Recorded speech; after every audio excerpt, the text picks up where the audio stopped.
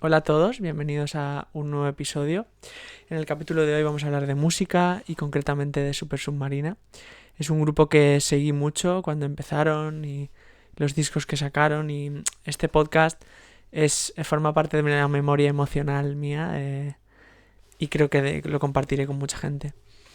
Entonces quería grabarlo para contar su historia porque han salido documentales, un documental y un libro recientemente. Y bueno, sabemos lo que pasó, ¿no? Que tuvieron el accidente y dejaron de hacer música como grupo. Pero para mí me merece mucho más la pena y me gusta recordarlos como lo que fueron y como el legado que han dejado, que al final son las canciones. Entonces quiero hacer un repaso para la gente que no estuviera en ese momento y no conociera tanto el grupo, contarles un poco cómo fue su trayectoria. Y esperemos que eso, que independientemente de que vuelvan o no, eso siempre nos quedará, pero esperemos que algún día puedan volver. Super Submarina nace en Baeza, que es un pueblo de Jaén. Alrededor de 2005-2006 empiezan a tocar. Ellos son 4 integrantes. Está Juanca a la batería, Jaime a la guitarra, Pope al bajo y José Chino a las guitarras. También toca algún teclado y canta. Ellos eran una pandilla, eran amigos. De hecho, hay un vídeo muy guay sobre eso. En el concierto que dieron en la Riviera, después de su primera gira, donde acabaron la gira, donde José dice que son la mejor banda de amigos. No dice la mejor banda en general, sino especifica que son de amigos. Ellos se conocieron eso cuando eran muy jóvenes y antes de ser grupo fueron un grupo de amigos.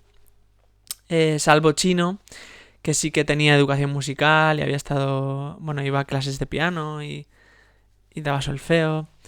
Los demás no habían tocado un instrumento, empezaron a tocar en la banda del pueblo. Instrumentos como la corneta o cosas así, y a partir de ahí cada uno se interesó mucho por su instrumento. De hecho, es muy bonito ver cómo tocaban al principio, en el primer disco y los primeros EPs, y cómo acabaron tocando después, toda esa evolución, ¿no? De cómo mejoraron y crecieron con el instrumento, también porque se aplicaron mucho individualmente. Como he dicho antes, sacaron 2 EPs, lo primero de todo, que en los 2 EPs hay muchas de las canciones que después van a ir en el primer disco, que se llama... Que lo mire, que lo tengo apuntado. Se llama Electroviral, el disco, no quiero... En los nombres quiero ser preciso. Y este disco, es de 2010, y este disco fue desde el primer disco ya empezaron a petarlo, ¿no? Como si dijéramos, a tocar en muchas ciudades españolas y a empezar a tener esos seguidores. En ese disco, por ejemplo, hay canciones, como la propia Super Submarina, que es un temazo increíble. Y luego la de Calor, 21, hay muchos temas muy buenos. También quiero hablar un poco de la parte del manager y empresarial. Su manager era Ernesto, que trabajaba en Sony, que Sony, para los que no sepan tanto de la industria musical, es una de las principales discográficas, tanto españolas como internacionales. Y claro, él era AR, que AR es una figura que se dedica a reclutar y buscar talento, en este caso con grupos o artistas musicales. Por lo tanto, como os podéis imaginar, tenía una posición bastante cómoda a nivel económico y a nivel laboral. Sin embargo, se cruzó con una maqueta de Super Submarina y junto a otro chico formó un sello. Formó primero como una agencia de representación, que son los que llevan a Super Submarina, que a día de hoy todavía existe esa agencia de representación, que no recuerdo cómo se llama. Entonces formaron ellos dos esa agencia de representación y después él le llevó la propuesta a Sony. Él dijo que, habló con el jefe, ¿no? De la época, de la compañía, y le planteó que iba a dejar la compañía y que se iba a ir a Baeza para empezar de cero y ser el manager de Super Submarina. claro, en estos momentos no los conocía nadie, no estaban muy en los primeros pasos. Pero le puso la maqueta al dueño de Sony y le dijo que no se, o sea, que no se fuera, que no se iba a ir, que ese disco se quedaba en Sony, aunque él se fuera de, o sea, aunque él se fuera de la compañía, esa banda la quería fichar. Por lo tanto, en Sony crean un sello que se llama Octubre, donde el objetivo es promocionar a Super Submarina, ¿no? Porque a la vez se pretendía mantener ese estatus un poco de indie, de banda independiente, pero a la vez estaba integrado en una multinacional, en una compañía discográfica grande. Eso entronca también bastante con aquellos años, ¿no? Los años de boom de la música indie nacional, con grupos también pues como Lori Meyers, como Love of Lesbian, como Vetusta Morla, bueno, posteriormente Izal, pero eso ya fue un poco más tarde. Entonces, bueno, Lori Meyers, por ejemplo, uno de su disco como de más público o que más difusión tuvo fue Cuando el destino nos alcance, que es un disco de 2011. Vetusta Morla, si no recuerdo mal, el primer disco es de 2008, por lo que en esos años también estaban muy en boga, ¿no? Y muy en crecimiento. Después de esto viene un EP que voy a volver a mirar. Se llama Realimentación, vale. Sí, que ese EP yo tengo una anécdota muy curiosa porque... bueno, los había visto en el primer disco también antes en directo en Alcoy, pero en ese EP voy a una firma de discos, al FNAC de Alicante, y ahí coincido, hablo con ellos, entablo un poco de conversación y recuerdo que era el Low también, poco después. Y claro, yo ahí era adolescente y eran pues como cuando conoces a un ídolo, ¿no? Estaba muy ilusionado, la verdad, y sí, muy feliz por eso. Este EP tiene 4 canciones, es más reducido y a mí, por ejemplo, me gustan las 4 en realidad, pero recuerdo Kevin McAllister, luego también recuerdo Puta Vida, hay como... O sea, os recomiendo que lo escuchéis porque es eso. No es tanto, o sea, es una mezcla entre un single y un disco, claro, porque son solo 4 canciones y se escucha muy rápido. Después de esto, al año siguiente, en el 2012, viene Santa Cruz, que es su segundo disco.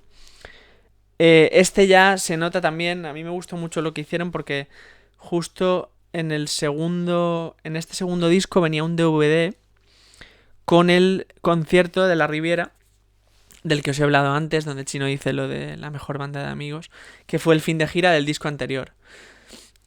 Por lo que, según mi opinión, encadenaron muy bien el crecimiento, en el sentido de que en la primera llenaron La Riviera y bueno, se dieron a conocer mucho, sobre todo en el panorama del indie español. Y después en el segundo ya volvieron a crecer e hicieron otro disco, o sea, siguieron creciendo e hicieron otro disco en directo, otro con DVD también, si no recuerdo mal, en la Razzmatazz, en la sala de Barcelona.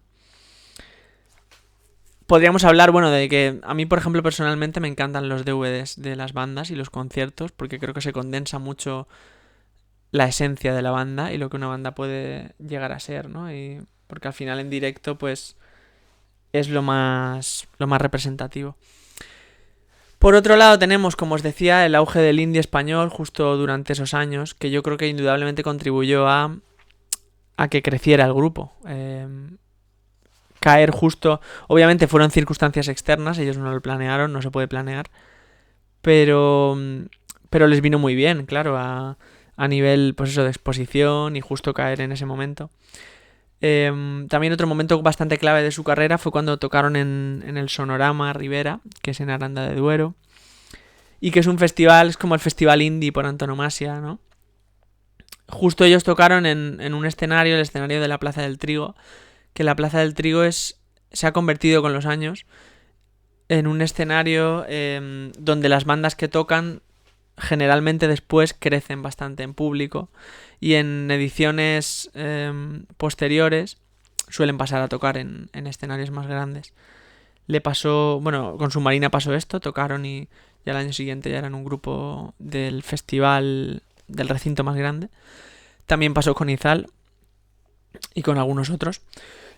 Y claro, también triunfar en ese festival era como una forma de catapultar tu carrera, porque eso, cuando tocabas ahí, pues era mucho más sencillo crecer, ¿no? Para ese público concreto del indie. También, bueno, quería hablar del tercer disco que sacaron, que se llama Viento de Cara, y que tengo que reconocer que yo no lo escuché tanto como los anteriores, pero también representaba bastante lo que hacían y su crecimiento. También ellos, para mí, tienen lo principal o lo que más me llamaba la atención era que las letras de Chino eran bastante oníricas y bastante imaginativas, no eran letras directas donde tú, al menos no la mayoría de canciones, donde tú escucharas la canción y dijeras, vale, sé que va de esto y solo de esto, lo tengo claro.